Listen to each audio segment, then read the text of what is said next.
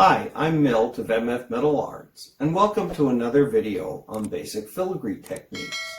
In this video, I'll be giving you an introduction to paste solder and also to the Easy Torch, which is my preferred torch for use in filigree. As always, when following along with me, please observe standard studio safety and hygiene practices, which will include wearing the appropriate eye protection, wearing natural fiber clothing, and closed-toed shoes. Please do not attempt any of the steps that I'll be demonstrating if you are unfamiliar with the safe use of the tools that I am using. So first we're going to talk about using paste solder. This paste has the consistency, I'm going to call it, of peanut butter. So it should be smooth, uniform, and look a little bit like peanut butter. And then maybe a closer look at the syringe.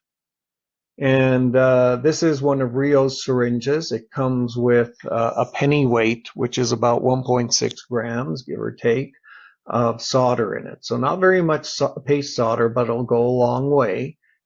I did a lot of research into torches that filigree artists use.